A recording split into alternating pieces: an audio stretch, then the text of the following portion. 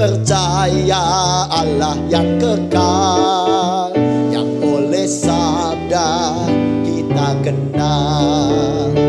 Bapa pencipta alam semesta, yang mengasihi manusia. Aku percaya putra tunggalnya yang disalibkan di Golgota, yang dari kubur bangkit dan menang, naik ke surga dalam terang. Aku percaya pada Roh Kudus yang mendiami kita terus. Aku percaya gereja yang esa, ku jadi suci di dalamnya. Shalom saudaraku, kita bertemu lagi dalam kebaktian online Innovative Generation. Saudaraku, dimanapun saudaraku berada saat ini, saya berharap saudaraku dalam keadaan yang sehat, keadaan yang baik, dan sukacita. Saya juga berdoa untuk saudara yang mungkin saat ini sedang sakit atau memiliki pergumulan yang berat. Semoga saudaraku tetap percaya kepada Tuhan, tetap setia kepada Tuhan, dan tetap semangat untuk mengikuti ibadah. Saudaraku, mari kita memulai ibadah hari ini dengan mengucapkan pertolongan kita adalah dalam nama Tuhan yang menjadikan langit dan bumi.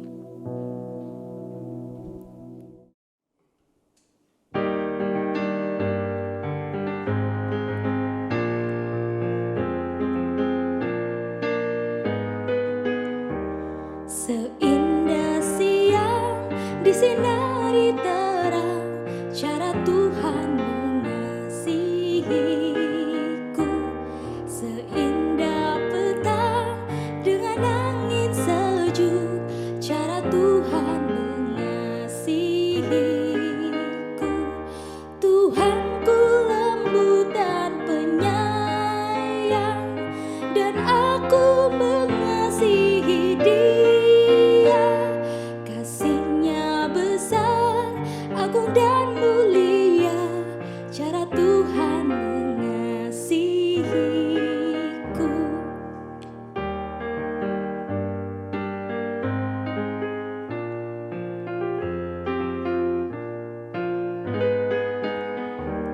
Sedalamnya laut, seluas angkasa, cara Tuhan mengasihiku. Seharum kembang yang tetap semerbak, cara Tuhan mengasihiku. Damai-Nya tetap besertaku, dan surgalah pengharapanku. Hidupku tentram, ku nikmati penuh, cara Tuhan mengasihiku.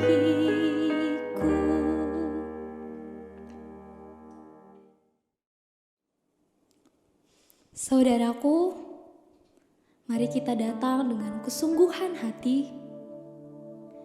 Kita mau mengaku setiap dosa yang telah kita perbuat. Kita mau memohon ampun kepada Tuhan untuk setiap perbuatan-perbuatan yang telah kita lakukan. Banyak hal yang telah kita perbuat. Setiap harinya kita melakukan dosa, kita melakukan pelanggaran. Oleh karena itu, saudaraku, mari kita sungguh-sungguh, kita datang, kita mau menyerahkan hidup kita kepada Tuhan. Karena kita percaya Tuhan itu baik. Ku berserah,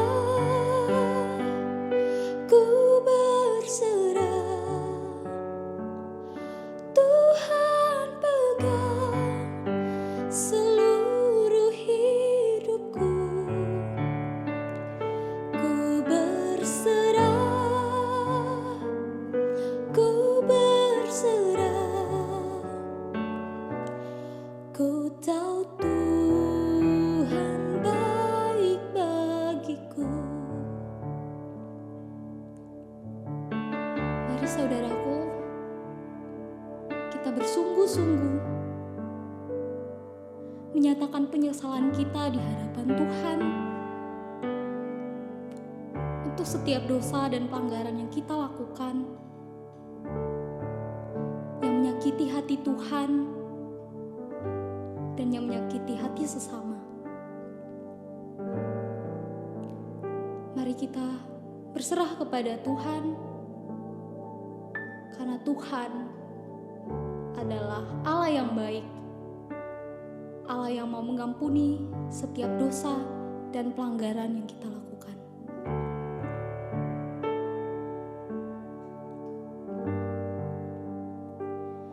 Kau bukakan jalan di lautan, mata air di padang gurun. Tiada yang sukar di matamu. Ku serahkan hidupku padamu. Ku berserah, ku berserah. Tuhan pegang seluruh hidupku. Ku berserah, ku berserah. Ku tahu Tuhan baik bagiku. Tuhan, ampunilah dosa dan pelanggaran kami yang telah kami perbuat. Amin.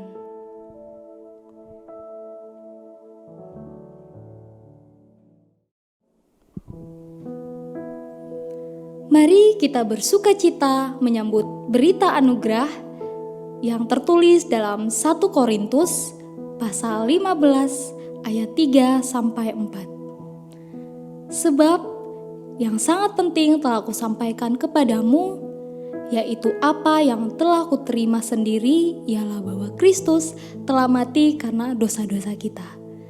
Sesuai dengan kitab suci, bahwa ia telah dikuburkan dan bahwa ia telah dibangkitkan pada hari yang ketiga sesuai dengan kitab suci.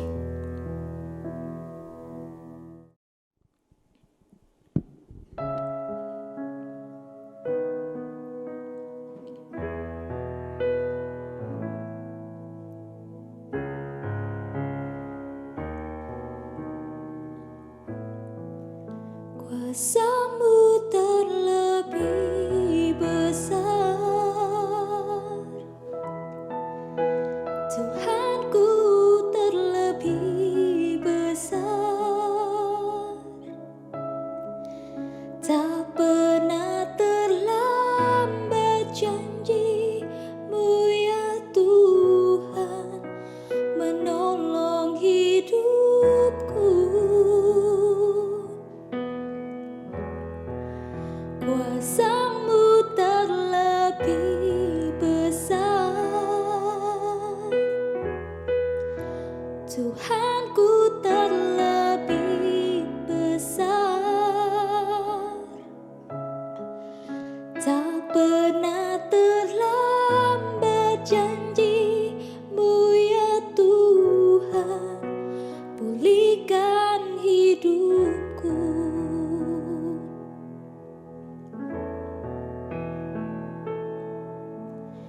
Hanya Kau Tuhan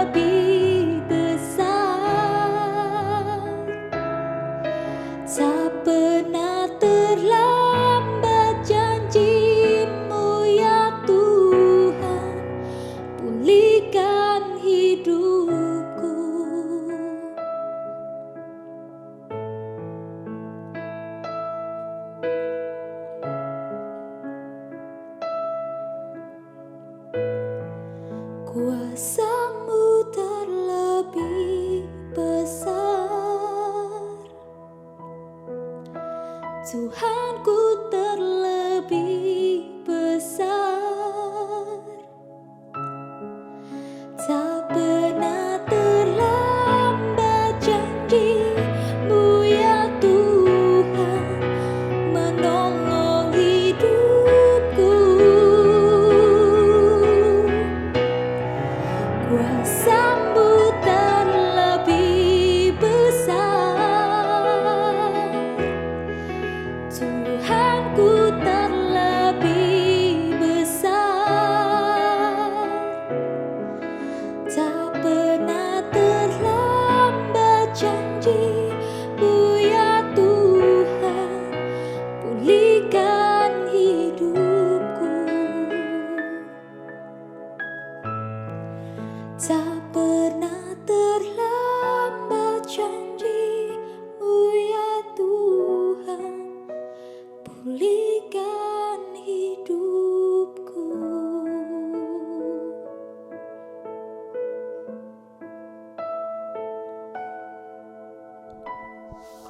Halo teman-teman Gejayan semua, teman-teman khususnya Aigen Service dari Gejayan.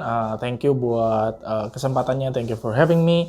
Aku bisa share ke kalian walaupun kita jarak jauh dari belahan bumi yang berbeda.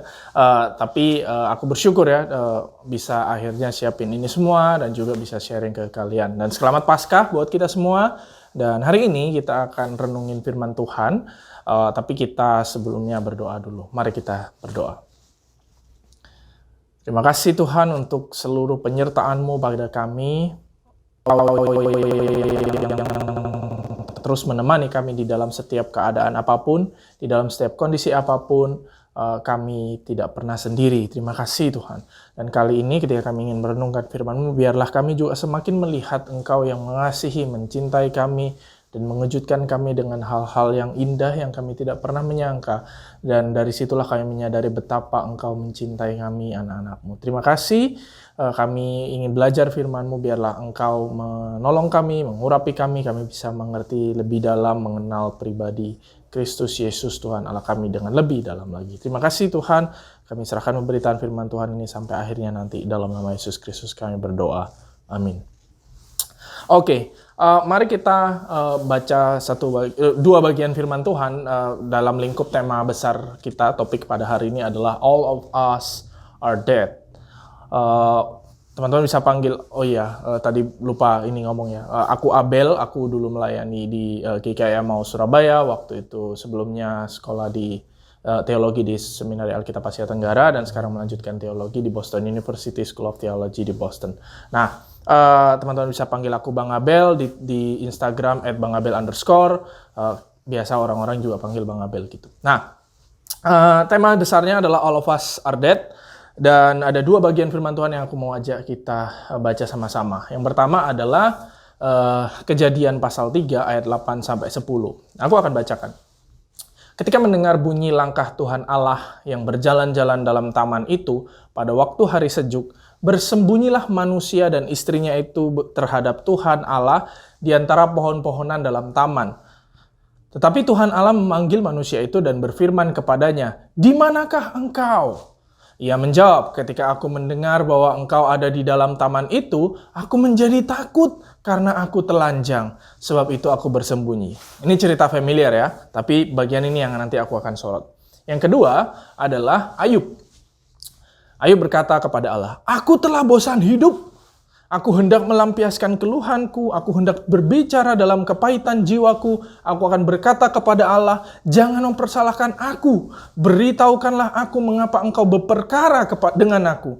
Apa untungnya bagimu mengadakan penindasan, membuang hasil jerih payah tanganmu, sedangkan engkau mendukung rancangan orang fasik?"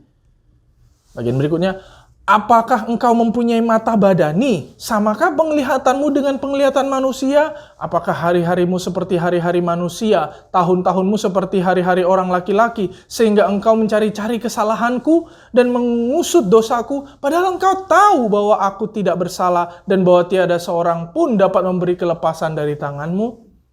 Ini juga cerita familiar ketika Ayub sedang dalam sengsara, setelah dialektika lama baru dia protes kepada Tuhan. Nah, belakangan kita dengar berita yang rame banget. Ade Armando, seorang guru, seorang dosen yang juga suka bersuara di ruang publik, akhirnya turun ke jalan ketika ada demo penolakan banyak hal sih sebenarnya juga, tapi narasi mayornya adalah menolak 3 periode. Nah, Ade Armando dikenal sebagai orang yang juga menolak mengkritik 3 periode. Nah, di sini aku nggak akan mengajak kita untuk diskusi strategi politik negara kita yang benar itu yang mana gitu ya. Hitung-hitungannya kayak apa itu, kita bukan political science di sini, bukan political philosopher di sini, saya juga bukan. Tapi ada satu hal yang mau aku sorot dari peristiwa ini. Bayangkan kita adalah seperti Ade Armando yang datang ke sebuah tempat menyuarakan suara kita, dan kita mengira saya datang ke tempat itu bersama dengan banyak orang menyuarakan hal yang sama supaya pemerintah dengar. Ternyata di tempat itu saya dipukuli. Ade Armando kan menyuarakan menolak 3 presiden. Dari banyak demo itu salah satu narasi mayornya adalah penolakan juga. Tapi kenapa dipukuli gitu? Itu kan kaget kan pasti kan. Nah, itu hal-hal yang tidak dia sangka, hal-hal yang tidak dia duga. Ceritanya juga sebaliknya. Bayangkan teman-teman adalah mungkin ya, ternyata yang ramai turun ke jalan itu adalah orang-orang yang mendukung 3 periode. Lalu teman-teman, salah satu dari kita mungkin turun ke jalan juga bilang mendukung 3 periode. Ternyata teman-teman dipukuli sama yang sekitarnya. Itu kan pasti mengagetkan ya, tidak disangka-sangka. Dan terluka juga, sakit hati mungkin, bingung, nggak ngerti kenapa. Nah, momentum-momentum ini adalah momentum yang aku sebut dengan catastrophic event. Apa itu catastrophic event atau momen atau peristiwa katastrofi? Itu adalah sebuah momentum atau peristiwa yang mengakibatkan kerusakan, luka, dan penderitaan, dan kita bisa tunjuk momentum itu di mana gitu. Misalnya nanti, sekarang, atau kemarin. Bisa jangka panjang, bisa jangka pendek, tetapi namanya catastrophic event itu bisa dikurung dalam waktu tertentu, dalam sebuah waktu. Beda dengan trauma. Kalau trauma itu nggak bisa dikurung dalam waktu. Kenapa? Karena ketika orang mulai trauma, mulai gemeter misalnya, atau mulai takut, nah dia nggak tahu ini peristiwa apa yang menyebabkan dia takut dan gemeter. Mungkin aja peristiwa masa lalu, atau mungkin aja yang sekarang, mungkin aja nanti, nggak tahu. Tapi belum tentu ada peristiwanya gitu kan, yang sekarang itu. Masih tidak jelas. Tapi catastrophic event itu bukan bicara tentang di dalam kitanya, tetapi bicara peristiwa di luarnya. Di sana, nanti lokasinya di mana, atau sekarang, di sini, atau yang kemarin, yang lalu. Itu kan catastrophic event. Aku kasih contoh beberapa catastrophic event. Yang pertama misalnya adalah COVID. COVID kita bisa bilang, iya ya, 2020 itu tahun yang parah. Biasanya kan orang-orang ngomong kayak gitu ya.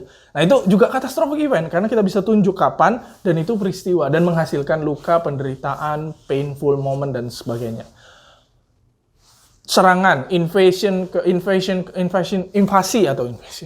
ke Ukraina misalnya, tembakan dan juga seluruh tentara gitu.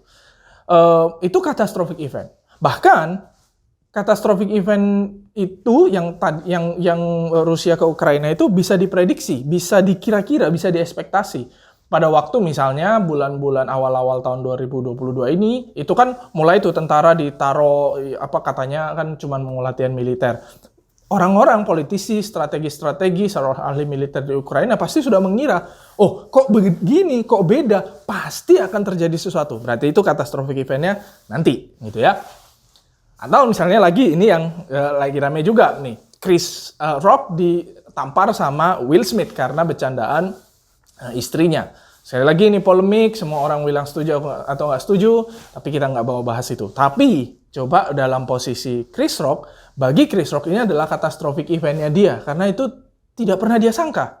Dia cuma bisa melihat ke belakang, nggak pernah melihat ke depan. Karena kan ngelihat Will Smith, mungkin dia kira baik, Will Smith, oh no, kayaknya gitu kan bercandanya kan. Karena si Will Smith itu juga komedian, ya udah kita sama-sama komedian, seru-seruan aja. Pasti ini dia datang ini buat bikin komedi, ternyata ditampar. Terus dia bingung. Di wawancara beberapa hari berikutnya, dia bilang, I'm processing it now. Tapi aku akan ngomong tentang itu nanti. Jadi dia cuma bisa melihat catastrophic event itu di belakang. Contoh lagi mungkin yang dekat dengan teman-teman adalah sekarang itu kan kalian sudah ini ya akhir semester. Aku juga akhir semester ini 1 bulan lagi nih. Semua paper submit, semua tugas-tugas, semua bacaan, penelitian semua disubmit. Nah, teman-teman di akhir semester biasanya, apalagi tahun semester genap itu adalah tahun-tahun peralihan. Kalian cari kerja, kalian aplikasi beasiswa, kalian aplikasi ke kampus studi berikutnya misalnya, atau apapun lah. Pada waktu kalian ngirim aplikasi, pasti kan ada ketakutan. Nanti kalau nggak diterima gimana? Kalau ditolak gimana? Nah, itu catastrophic event. Walaupun kecil, tapi itu katastrofik karena itu menghasilkan damage, menghasilkan luka, menghasilkan sesuatu yang kita tidak bisa terima, tapi belum terjadi. Kita tunjuk nanti. Nah, kenapa aku jelasin cukup banyak untuk kita ngerti apa itu catastrophic event? Karena 2 ayat tadi itu adalah respon terhadap catastrophic event. Adam misalnya, itu adalah respon terhadap catastrophic event yang belum terjadi. Pada waktu dia di taman, dia berjalan mendengar suara Allah, mendengar langkah kaki, lalu dia expect apa yang terjadi setelah ini. Namanya juga udah makan buah, namanya juga merasa guilty feeling, merasa malu, pasti mikirnya adalah, oh aku akan dihukum, oh something akan happen. Pasti Tuhan akan lakukan sesuatu. Itu dia, kalau aku sebut dia punya fear atau ketakutan. Nah, fear akan menghasilkan kontrol. Dia akan berusaha mengontrol supaya tidak terjadi, kabur, nutup diri dan lain sebagainya. Ayub itu adalah respon terhadap catastrophic event yang sudah terjadi. Kalau Ayub itu denial, menolak. Nah, aku nggak bahas terlalu dalam tentang denial karena denial itu ada aspek psikologis yang teman-teman harus gali lebih dalam, tetapi aspek rasionalnya adalah akhirnya kita itu mencari justifikasi, pembenaran. Kita membenarkan diri. Ayub kasusnya membenarkan diri di hadapan Tuhan. Kok bisa sih gitu? Nah, kita coba tengok 2 ayat yang kita baca tadi lebih teliti. Dalam kasus Ayub, kita pertama bahas Ayub dulu ya, karena nanti penekanan besarku adalah di Adam sebenarnya. Tapi kita bahas Ayub dulu. Ayub protes kepada Tuhan, beritahukanlah aku mengapa engkau berperkara kepadaku. Jadi, dia protes setelah dia merasa hidupnya benar. Ingat ya, Ayub dibuka dengan, kitab Ayub itu dibuka dengan sebuah narasi bahwa Ayub ini adalah orang benar di hadapan Tuhan. Nah, zaman dahulu orang benar itu dapat berkat, orang salah itu dapat kutuk. Kira-kira simply seperti itu. Dan Ayub pun worldview-nya seperti itu. Maka ketika Ayub mengalami ini, Ayub mikir-mikir, aku bener kok. Teman-temannya bilang, paling kamu salah paling gitu. Coba pikir-pikir lagi. Enggak kok, bener kok. Tuhan, berarti Tuhanmu salah. Kalau kamu bener kok Tuhanmu kayak gitu. Enggak, Tuhanku ini Tuhan bener. Tapi lama-lama Ayub sendiri ragu, bingung, mengalami catastrophic event itu, akhirnya apa? Denial. Nggak mungkin karena aku, nggak mungkin. Akhirnya protes kepada Tuhan, lalu justifikasi. Nah, seorang peneliti, ayat berikutnya, masih Ayub ya. Engkau mencari-cari kesalahanku dan mengusut dosaku padahal engkau tahu bahwa aku tidak bersalah. Jadi kayak di hadapan Tuhan dia protes. Seorang peneliti dalam Seong H. Timothy Hyun dalam bukunya Job the Unfinalizable itu bilang bahwa Ayub itu pakai bahasa hukum di sini, legal language. Nah, dengan menggunakan bahasa hukum, teman-teman bisa baca, Ayub menempatkan Allah dalam ruang pengadilan atau courtroom. Supaya dia bisa naik banding, appeal for vindication. Dengan membangun bahasa hukum, Ayub mendapatkan jalan keluar dari apa yang untuk make sense apa yang dialami sekarang gitu. Yaitu apa jalan keluarnya? Ya, mendapatkan pembenaran dari Allah. Makanya dia taruh Allah itu di dalam meja hukum, di sidang Allahnya itu, sehingga Ayub mendapatkan pembenaran. Karena aku benar. Kok ngalami ini? Kira-kira gitu. Nah, dalam kasus Adam, Adam itu bilang gini, kenapa kamu lari? Kan Tuhan bilang gitu ya. Adam bilang gini, aku menjadi takut waktu aku dengar kamu jalan, aku menjadi takut karena aku telanjang. Lihat ya, aku menjadi takut ini past tense. I was afraid. Karena aku telanjang. Jadi Adam merefleksikan pada waktu itu ketika aku jalan kaki, dengar Tuhan jalan, belum terjadi nih encounter dengan Tuhannya nih. Tuhan belum ngomong nih, belum apa-apa nih, tapi baru dengar jalan doang dia udah takut gemeteran. Kenapa? Karena Adam bilang aku itu telanjang. Kalau dia telanjang, artinya dia tidak punya cara untuk menutup diri. Dia benar-benar naked ya. dia benar-benar terbuka, dia benar-benar fragile dan mudah sekali dituduh. Teman-teman, kalau misalnya kita di dalam kehidupan sehari-hari misalnya ya, kalau kita punya salah sama orang, apakah kita mau bongkar salah kita ke banyak orang? Nggak mau kan ya? Kita paling akan cerita ke orang-orang tertentu doang yang kita sangat percaya. Nah, istilah apa yang coba sering dipakai di bahasa Indonesia ketika kita bongkar seluruh aib-aib kita ke banyak orang? Menelanjangi diri. Nah, itu kan. Karena apa? Kalau kita telanjang berarti kita gampang dituduh orang. Nah, Adam mencari solusinya adalah karena dia telanjang, gampang dituduh, fragile, dan akan terjadi catastrophic event di dalam ekspektasinya dia kabur, dia sembunyi. Aku menjadi takut. Dan dia kontrol dirinya, dia kontrol segala macam, dia sembunyi, tutup dengan daun-daun, menghindar dari Allah. Padahal inti dari Taman Eden adalah persekutuan dengan Allah. Catherine Keller dalam buku Face of the Deep, dia bilang begini, bahwa kalau kita takut dengan katastrofik, kalau kita takut dengan katastrofik event di depan, lalu kita berusaha kontrol, hasilnya yang keluar adalah dominasi. Jadi ada semacam keangkuhan dalam diri kita manusia itu, yang karena kita kepingin mengontrol segala sesuatu karena takut sama catastrophic event tadi, kita jadi dominating. Catherine Keller bilang begini, jika rasa aman seperti itu dicari melalui penolakan terhadap semua kekacauan, chaos, kita kan nggak suka chaos, maunya semua terkontrol, maka dominasi diperlukan untuk mempertahankan rasa aman itu. Ini fenomena yang terjadi. Dominasi itu akan menghasilkan yang lain yang feminin sebagai pelengkap dan ancaman. Ini teorinya agak kompleks, tapi intinya gini. Kalau kita mau dominasi sesuatu, kita akan secara otomatis memfemininkan sesuatu. Jadi bukan karena dia feminin pada diri sendirinya, enggak. Tapi kita membuat dia menjadi feminin supaya kita bisa superior, supaya dominating. Dan keberadaan si yang lemah, yang lain, yang feminin itu adalah keberadaan yang di dalam tangan kita. Dalam kontrol kita. Nah, inilah yang terjadi pada manusia. Keangkuhan manusia, karena kita jatuh dalam dosa ini adalah kita takut, kita malu, tapi kita menutupinya dengan hal-hal atau tindakan-tindakan yang semakin destruktif buat diri kita sendiri, buat dunia. Kenapa? Karena kita makin pengen kontrol segala sesuatu. Kita pengen yang jelek-jelek jauh dari kita, yang aman-aman aja datang ke kita. Kita enak-enak aja, santai-santai aja. Apa yang terjadi? Kalau semua manusia begitu, yang terjadi adalah matrix of domination, istilah teorinya. Ada jaringan dominasi yang saling mendominasi satu sama lain. Contoh pertama, gambar sebelah kiri itu adalah ras misalnya. Ras, dalam sejarah ras kulit putih mendominasi ras yang lain. Paling bawah layernya adalah ras kulit hitam. Orang kulit hitam itu adalah orang-orang yang cuman ada di yang lain kan, yang tadi yang lain ya, di other kan, othering istilahnya, melainkan. Supaya apa? Kita cuman kontrol dia aja, dipakai doang. Dalam sejarah orang kulit putih akan bilang ini orang barbar, tidak bisa diatur. Ya sudah, kita pekerjakan aja. Malah di beberapa negara bagian yang lain, waktu penjajahan abad 16 abad 17, malah dibilang orang kulit hitam ini mah nggak akan nyerang apa-apa. Oh, karena memang dia nggak bisa apa-apa, kira-kira gitu. Nggak bisa mikir, mana bisa memberontak. Malah mereka mikir gitu. Yang kedua misalnya bukan cuma kulit putih dan kulit hitam, tapi Western society. Jadi dalam sejarah ada supremasi Barat yang cukup kental untuk mendominasi bangsa-bangsa lain. Mulainya dari Spanyol, Portugis, habis itu negara-negara kecil setelahnya ya, Prancis, Jerman, Belanda, dan Indonesia kebetulan kebagiannya Portugis dan Belanda.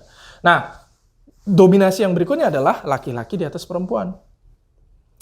Perempuan hanya untuk memenuhi kebutuhan laki-laki. Kalau kata Simone de Beauvoir, seorang feminis, dia bilang perempuan itu kalau kita lihat dalam sejarah cuman jadi boneka. Karena apa? Karena gunanya adalah memenuhi kebutuhan laki-laki, gunanya adalah dia ada supaya laki-laki ada. Jadi supaya eksistensi laki-laki itu tetap ada, tetap established, maka perempuan itu harus bertindak seperti ini, harus melakukan ini, harus dandan seperti ini, dan sebagainya. Belakangan lagi viral ya, lagi rame gitu. Soal bagaimana ada seorang anak pejabat yang mengatakan bahwa perempuan itu harusnya submisif. Kenapa? Karena saya tidak mau sesuatu yang mengejutkan, sesuatu yang uncontrolled. Nah itu saya nggak bilang dia doang yang salah, kebanyakan dari kita bisa jadi begitu. Karena kita nggak mau sesuatu yang tidak terkontrol, maunya terkontrol doang, maka kita objectifying orang. Kita memaksakan orang menjadi seperti sesuatu tertentu, lalu keberadaan dia hanya untuk kebutuhan kita. Yang lain, dominasi yang lain adalah dominasi atas alam.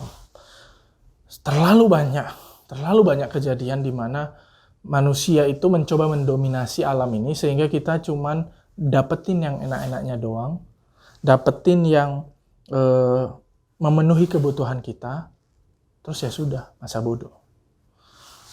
Dominasi berikutnya misalnya dominasi antar kelas. Ada kelas-kelas pejabat, ada kelas-kelas orang kaya dengan kelas-kelas pekerja, kelas-kelas labor. Nah, yang kelas-kelas labor ini tidak mungkin dihilangkan. Kenapa? Kalau tidak dihilangkan, ya tidak ada keuntungan yang bisa didapat lewat jalannya roda organisasi itu. Tapi kelas-kelas labor ini dipertahankan supaya apa? Supaya tetap bisa jalan, tetap bisa menguntungkan. Saya pribadi, teman-teman, adalah orang yang lahir dan tumbuh di Surabaya, kota metropolitan kedua setelah Jakarta kan ya. Dan di Surabaya, aku nggak tahu apa yang terjadi di timur. Aku nggak tahu apa yang terjadi di daerah-daerah yang tidak padat penduduk, tidak padat gedung-gedung.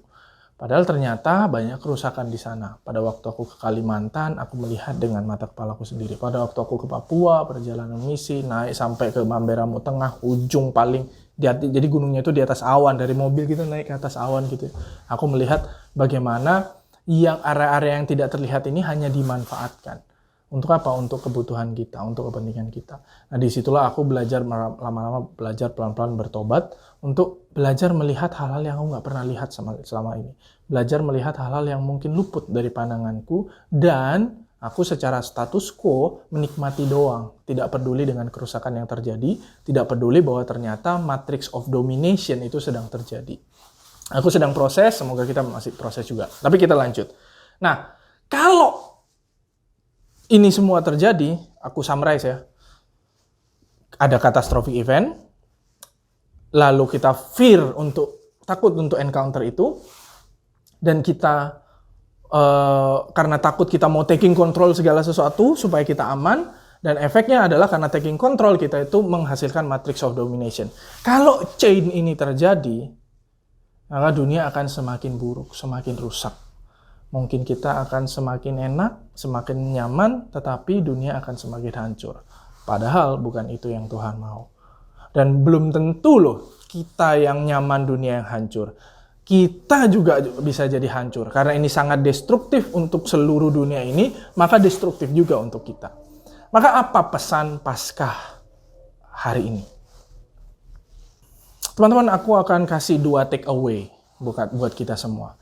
Take away ini berupa fakta yang aku bukakan, yang kita bisa lihat dari Alkitab, dan ini akan memotivasi kita untuk melakukan sesuatu ke depannya. Bagaimana kita menghadapi catastrophic event yang belum terjadi, yang kita takutkan, yang kita ekspektasikan. Yang pertama adalah Allah adalah kasih. Mari kita baca satu bagian firman Tuhan.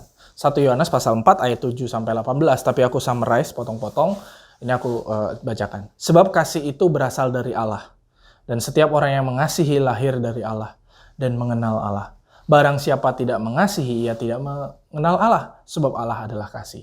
Allah adalah kasih, dan barang siapa tetap berada di dalam kasih, ia tetap berada di dalam Allah, dan Allah di dalam dia. Di dalam kasih tidak ada ketakutan. Kasih yang sempurna melenyapkan ketakutan. Teman-teman, Allah itu kasih. Dan kasih Allah itu sudah dinyatakan di dalam hidup kita, dan kita itu tinggal mau apa enggak hidup di dalam kasih itu. Kalau kita hidup di dalam kasih itu, berarti kita hidup di dalam Allah. Ini logiknya 1 Yohanes ya, indah sekali. Nah, di dalam kasih nggak ada ketakutan. Artinya apa? Kalau kita mau keluar dari ketakutan yang efek destruktifnya adalah controlling segala sesuatu dan menciptakan matrix of dominasi, maka kita perlu tinggal di dalam kasih. Sehingga secara otomatis nanti ketakutan akan hilang. Tinggal di dalam kasih itu artinya semakin menyadari bahwa kasih Tuhan itu lebih besar dan dari segala apapun, dari segala hal.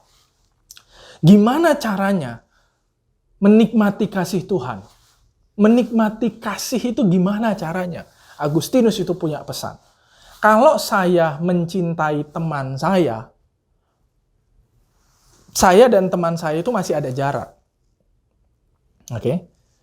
Kalau teman-teman mengasihi pacar, teman-teman sama pacar itu masih ada jarak. Walaupun sedekat apapun, masih ada jarak. Apa yang lebih dekat dari pacar kalau kita mengasihi pacar? Atau misalnya apa yang lebih dekat dari orang tua kalau kita mencintai orang tua kita? Apa yang lebih dekat daripada teman kita kepada kita kalau kita mencintai teman kita? Kata Agustinus, cinta itu sendiri. Pada waktu kita mencintai teman kita, waktu mencintai pacar kita, mencintai orang di sekitar kita, kita lebih dekat dengan cinta itu sendiri dari segala apapun. Karena dengan kita mencintai mereka, kita itu mencintai cinta. Ini agak tricky, tapi ini indah sekali. Kalau kita mengasihi orang, maka kita mengasihi cinta itu sendiri. Dan kalau kita mengasihi cinta itu sendiri, kita dekat dengan cinta itu sendiri. Ingat, Allah adalah kasih, maka kita dekat dengan Allah. So, gimana caranya supaya kita makin dekat dengan Allah, makin hidup di dalam kasih, makin terlingkupi, nempel dengan kasih itu, sehingga kasih itu kayak lebih dekat dengan tubuh kita daripada apapun. Kasih orang lain. Cintai orang lain. Praktekkan kasih kepada orang lain. Seorang penulis sastra dalam buku Love and Gelato tahun 2017, Jenna Evan Wells. Rame ya? Jadi Jenna Evan Wells bilang gini, "Life without love is like a year without summer." Kenapa aku kutip ini? Karena aku mau bilang, kalau kita nggak punya kasih, itu sama seperti kita mati. Tema hari ini, all of us are dead. Mati itu maksudnya apa? Mati karena kita detach dengan cinta, detach dengan kasih Allah, dan detach dengan Allah itu sendiri. Mati itu bukan cuman kita terurai dengan tanah. Kalau misalnya kita tidak terurai dengan tanah pun, tapi kita tidak punya cinta, kita tidak punya kasih kepada orang lain, dan kita tidak dekat dengan Allah, kita hampa hidupnya, itu juga mati.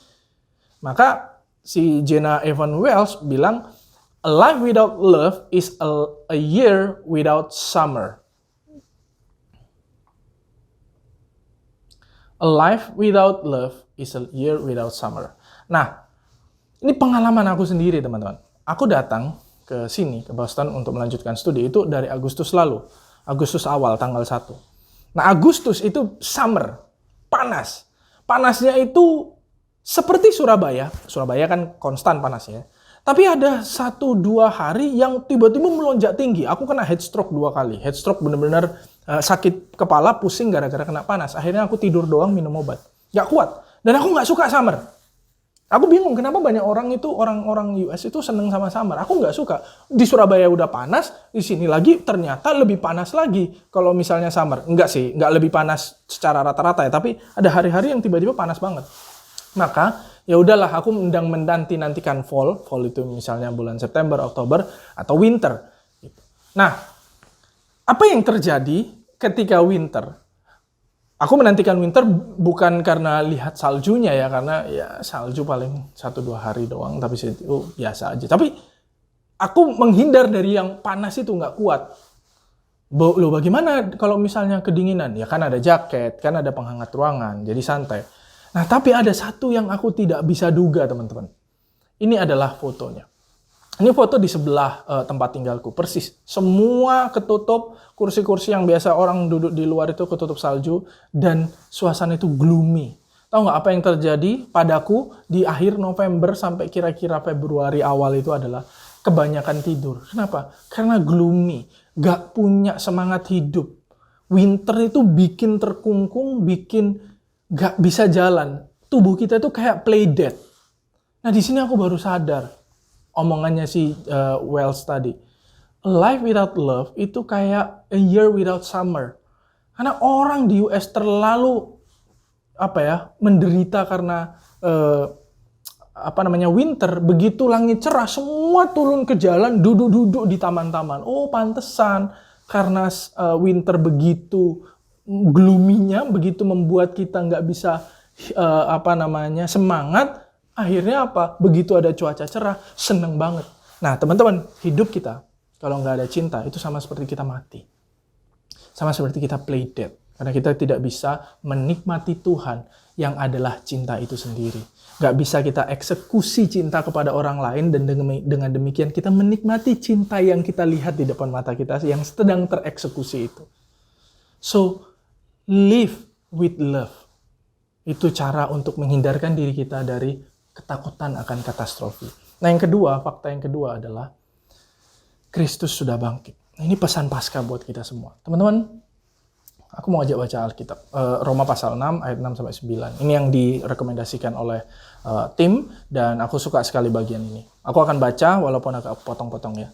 Karena kita tahu bahwa manusia lama kita telah turut disalibkan, supaya tubuh dosa kita hilang kuasanya, agar jangan kita menghambakan diri lagi kepada dosa. Sebab siapa yang telah mati, ia telah bebas dari dosa. Jadi jika kita telah mati dengan Kristus, kita percaya bahwa kita akan hidup juga dengan Dia. Karena kita tahu bahwa Kristus sesudah Ia bangkit dari antara orang mati, tidak mati lagi. Maut tidak berkuasa lagi atas Dia. Teman-teman, berita Paskah, berita kebangkitan Kristus, ada berita di mana manusia tidak lagi di dalam perhambaan dosa. Karena manusia tidak lagi di dalam perhambaan dosa, maka manusia tidak lagi dalam perhambaan guilty feeling, perhambaan shame, perhambaan takut. Karena kenapa? Karena kita sekarang dalam perhambaan Tuhan. Berita Paskah adalah berita di mana kita itu dimiliki Tuhan. Kita itu bersama dengan Tuhan. Dan yang kita alami adalah cinta Tuhan. Aku punya beberapa catastrophic events di dalam hidupku. Yang pertama adalah batal masuk kuliah musik gereja waktu itu SMA. Kenapa? Karena orang tua susah, terus orang tua tiba-tiba nanya, kamu mau nggak cari kerja? Waktu itu aku mikir ya, orang tua kan jarang minta, terus ekonomi lagi nggak bagus. Ya udah aku iyain aja, aku batalin ya itu musik gereja. Kenapa? Karena aku pengen melayani kan full time. Tapi ya udahlah, karena orang tua minta, aku ikutin aja. Yang kedua, waktu aku kerja di Kalimantan, udah mulai ngumpulin duit nih. Money. Di Kalimantan, tiba-tiba ada beberapa hal kejadian yang membuat aku harus ke Surabaya. Papaku sakit lah, harus ngurus ini, itulah gitu. Itu catastrophic eventku. Apa yang aku harap aku dapat, tapi ternyata nggak dapat. Waduh, gimana ya setelah ini? Kalau aku nanti ke Surabaya, aku balik lagi nggak ya? Terus aku nanti dapat kerjaan itu lagi nggak ya? Karena kerjaan waktu di Kalimantan cukup menyenangkan buat aku dan cukup menghasilkan. Ya udah, aku ke Surabaya. Yang ketiga adalah waktu aku sekolah teologi, aku takut aku nggak bisa melayani. Aku nggak ngerti mau melayani di mana. Karena masih blur, masa depan itu masih blur. Semua nggak tahu. Kalau hidupku, aku sering, teman-teman lihat Instagram, aku tuh selalu tulis into the unknown. Karena nggak ngerti. Nah, kadang-kadang ada catastrophic event yang sudah terjadi membuat aku denial, atau yang belum terjadi membuat aku bingung dan takut. Tapi ternyata, toh di sepanjang hidup ada Tuhan. Di sepanjang hidup Dia nggak pernah pergi dari aku. Di sepanjang hidup aku ditunjukin jalannya. Dan catastrophic event itu tadi, sometimes sesuatu yang membuat kaget, painful, luka, tapi ternyata sometimes itu sesuatu yang kreatif, yang di dalamnya ternyata ada surprise dari Tuhan, ada kejutan. Teman-teman, berita Paskah bagi murid-murid adalah berita yang mengagetkan. Udah gurunya dibunuh, sekarang kuburannya kosong. Itu catastrophic event. Beberapa mengira mencuri. Tapi ternyata dari kubur kosong itu ada hal yang mengejutkan yang mereka terima. Yaitu apa? Kristus bangkit, menyatakan dirinya, menyatakan kemenangannya. Maka teman-teman, apa sih efeknya kalau kita hidup dengan dua cara tadi? Menyadari bahwa Allah adalah kasih, menyadari bahwa Allah adalah bangkit. Dan dari menyadari itu, kita hidup di dalam kasih, menyatakan cinta kepada orang lain. Kita hidup di dalam kesadaran bahwa Allah sudah bangkit dan kita sepenuhnya ada di dalam Allah. Dua itu tadi, kalau kita lakukan, maka kita akan lebih mudah untuk menikmati kejutan-kejutan dari Allah. Salah satu pesan dari Pope Francis waktu Paskah tahun 2018. Our God is a God of surprises. It's one surprise after the other. God does not know how to announce something to us without surprising us. The surprise is what stirs the heart, that touches you precisely there where you're not expecting it. Teman-teman, aku mau tutup dengan pertanyaan ke teman-teman. Ada nggak hal-hal yang kalian itu sekarang sedang takutkan? Catastrophic event yang sekarang kalian sedang prediksi? Atau sedang kalian alami? Ada nggak momen-momen di mana kalian sekarang lagi minta sesuatu dan nunggu jawaban? Apply sesuatu dan nunggu hasil. Memperjuangkan sesuatu tapi nggak tahu hasilnya gimana. Lalu ada masalah, ada ketakutan, dan seakan-akan semua orang akan menghimpit kalian di dalam beberapa hari ke depan. Dan kalian takut dengan catastrophic event itu. Ajakanku hari ini adalah, mari percayai Allah yang penuh surprise, Allah yang penuh kejutan. Because our God is God of surprises. Dengan demikian kita tidak akan justru makin merusak diri kita dan dunia ini dengan cara taking control. Aku persilakan kita semua ambil waktu teduh.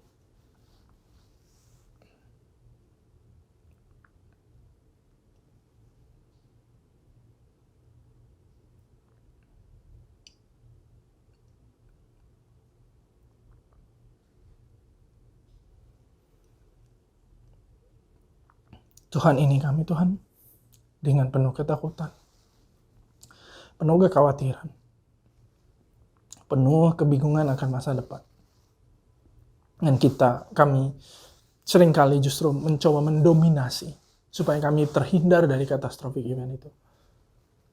Tuhan, inilah kami yang lemah ini. Tetapi kami percaya karena kasih-Mu, ke depan Engkau terus bersama dengan kami dan tidak meninggalkan kami. Kami mau belajar percaya lebih lagi akan kebangkitan-Mu, akan kasih Tuhan. Dan belajar mengeksekusi kasih itu kepada orang lain. Sehingga kami menikmati cinta setiap hari. Dan ajarlah kami Tuhan. Bawalah kami Tuhan. Perlihatkanlah kami kepada kejutan-kejutan yang Tuhan hadirkan di masa depan. Kejutan-kejutan yang kami tidak pernah pikirkan dan terjadi. Dan kami belajar mengerti, belajar menikmati kejutan itu sebagai bentuk Tuhan mengasihi kami. Terima kasih untuk kasih-Mu yang begitu besar di dalam momen kehadiran-Mu di dunia ini. Dan kebangkitan-Mu yang mengejutkan murid-murid dan juga mengejutkan kami ini Tuhan. Kami mau melihatnya sekali lagi di dalam hidup kami. Demi nama anak-Mu Yesus Kristus kami berdoa dan bersyukur. Amin. Mari Bapak, Ibu, Saudara yang dikasihi Tuhan, kita bersama-sama berdoa. Puji, syukur, dan terima kasih Tuhan kami haturkan kehadapan-Mu. Pada saat ini Tuhan kami mau bersama-sama berdoa untuk bangsa dan negara kami, untuk gereja, untuk pergumulan kami ya Tuhan. Bapa yang baik, Allah yang Maha Kuasa, kami mohon pertolongan-Mu Tuhan untuk bangsa dan negara ini yang saat ini Tuhan baru terlanda oleh pandemi. Untuk itu Tuhan tolong mampukanlah pemerintahan kami yang dipimpin oleh Pak Jokowi untuk bisa menyelesaikan masalah di negara kami ini hingga kami semua bisa hidup tentram dan damai. Kami juga berdoa ya Tuhan untuk gereja Tuhan di seluruh dunia dan bahkan di Jogja dan di Gejayan ini Tuhan. Tolonglah di dalam persiapan masa raya Paskah ini kami mampu mempersiapkan hati kami untuk merasakan, memahami juga pengorbanan Tuhan bagi kami, menghayati kasih Tuhan bagi kami semua. Tolong kami ya Tuhan, begitu juga untuk program-program GKI Gejayan, Tuhan tolong untuk bisa melaksanakan semua dengan baik, bermanfaat untuk jemaat maupun masyarakat. Terima kasih ya Tuhan, terima kasih. Kami juga berdoa untuk saudara-saudari kami yang sedang sakit ya Tuhan. Kami mohon pertolongan-Mu supaya mereka juga segera mengalami kesembuhan dari Tuhan, pertolongan Tuhan untuk bisa sembuh, pulih dari sakitnya ya Tuhan. Terima kasih Tuhan, terima kasih. Kami juga berdoa ya Tuhan untuk anak-anak muda yang mencari pekerjaan. Tuhan tolong bisa mendapat pekerjaan yang baik. Kami juga berdoa ya Tuhan untuk persembahan dari gereja kami ini. Tolonglah ya Tuhan, sucikan dan kuduskan persembahan ini. Kiranya layak untuk pekerjaan Tuhan di gereja-Mu ini. Dan mampukanlah para majelis dan aktivis untuk melakukannya dengan baik ya Tuhan. Terima kasih, terima kasih. Inilah doa kami yang kami mohon hanya di dalam nama Tuhan Yesus Juru Selamat kami. Haleluya, amin. Mari bersama kita mempersembahkan hidup kita bagi Tuhan dengan mengingat Yakobus pasal 1 ayat 17a. Setiap pemberian yang baik dan setiap anugerah yang sempurna datangnya dari atas, diturunkan dari Bapa segala terang.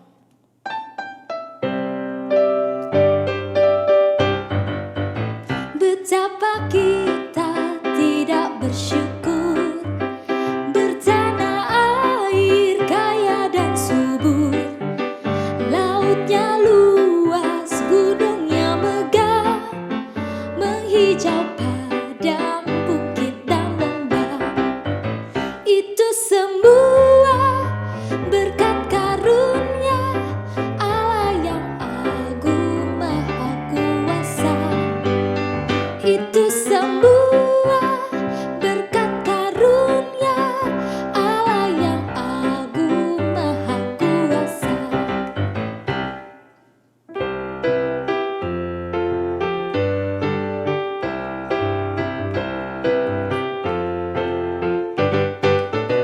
Bumi yang hijau, langitnya terang, berpadu dalam warna cemerlang.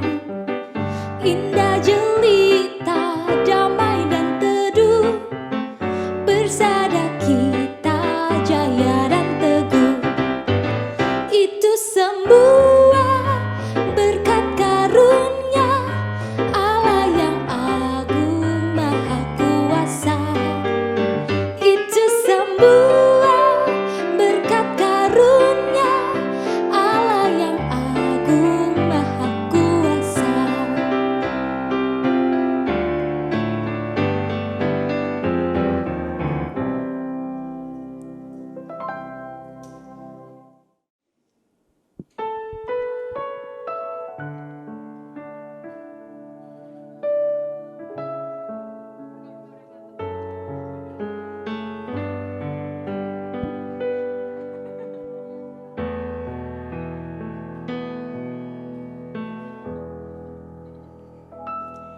Tenanglah kini hatiku, Tuhan memimpin langkahku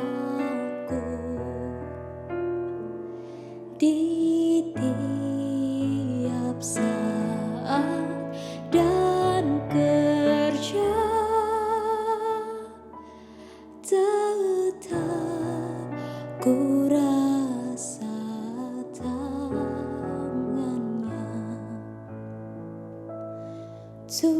Tuhanlah yang membimbingku, tanganku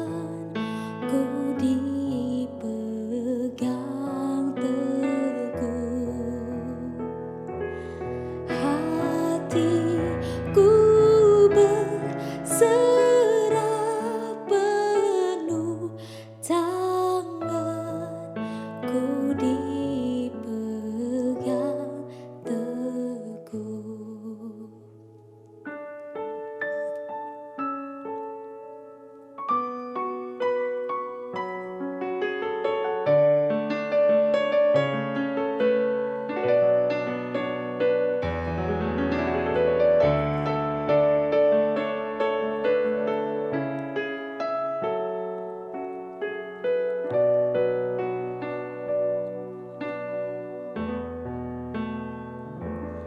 di malam yang gelap benar, di taman indah dan segar,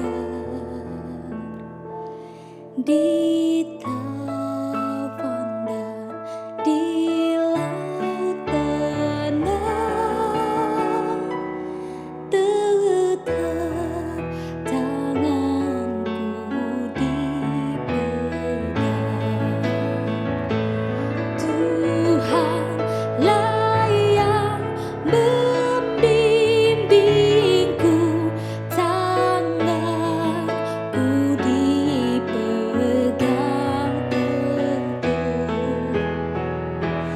Hatiku berserah penuh, tanganku dipegang teguh.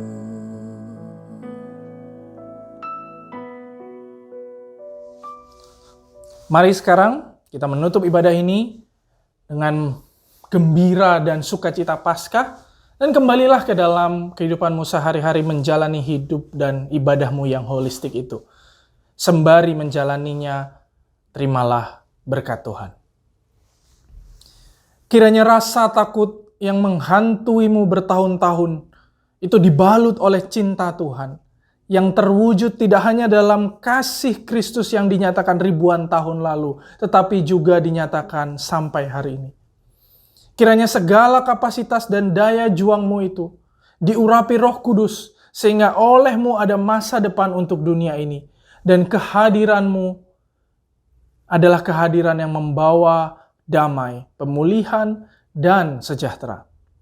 Kiranya Allah yang tak terprediksi itu terus membawamu pada kejutan-kejutan baru yang membuatmu belajar, mengerti pribadinya, menikmati keindahan hidup selangkah demi selangkah. Kiranya Sang Cinta yang terwujud dalam relasi Allah Tritunggal memberkatimu sampai selama-lamanya. Amin.